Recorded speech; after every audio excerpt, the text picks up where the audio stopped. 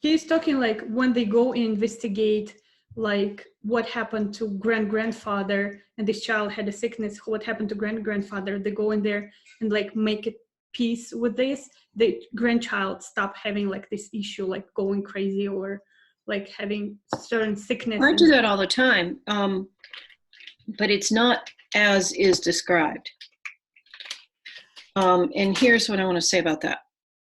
Basically, okay,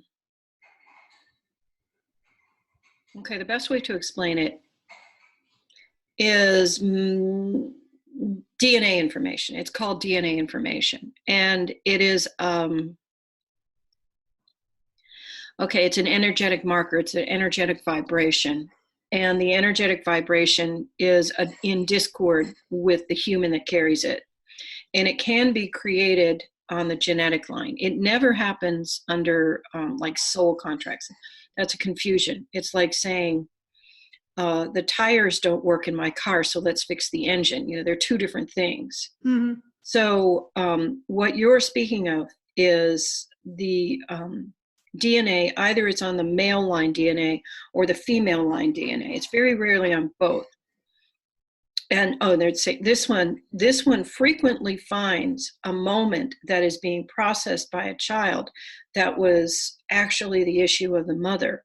But occasionally it goes down several generations. The farthest that this one has ever seen has been 26 generations. I remember that. It can go back that far.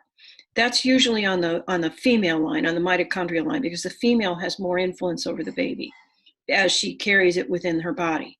So she has more opportunity to indoctrinate, impregnate that child with her vibrational issues. Sometimes it is exhibited as a behavior quirk simply because it is passed down through parenting, because you learn how to parent from your parents, who learned how to parent from their parents, who learned how to parent for their parents. But a lot of times it comes in like, for example, a woman, an Irish woman, carries the pain of the potato famine in her body now because it was a big thing. And you, as a Russian woman, carries the pain of the oppression from the Tsar, when the Tsar made things so difficult for the rank and file people who weren't wealthy. Make sense? Because life in Russia at that time, there were the haves and the have-nots, and the haves were very few people, and the have-nots were most everybody else. And it was a downtrodden type thing. You don't deserve. That's kind of what the Tsar was saying. You guys don't deserve because you're not enough. And so there is a lot of that. Your parents carry that, they said. Your parents are carrying that still. You don't carry it because you've recognized it and let it go.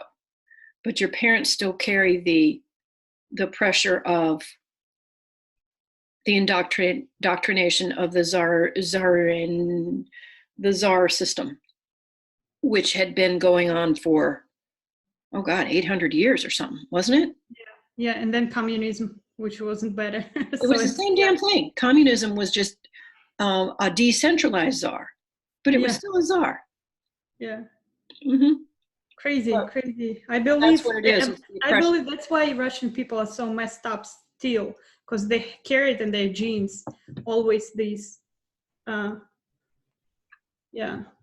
it's the feeling of why bother? It'll just get slapped out of my hand later. Yeah.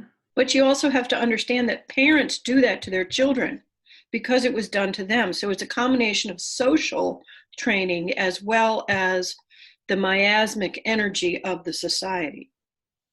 So how can you get rid of something that is in your DNA and you don't want to pass it to your children? It's very simple. You just call it out. We are in charge. Yeah, you just say, hey. You did it. How did you do it? You just called it out and said, I don't believe that anymore. That is not part of my life. I reject it now. You are no longer subject to, is what happens. Yeah, I want totally different life for my kids. Let me share the landing page with you.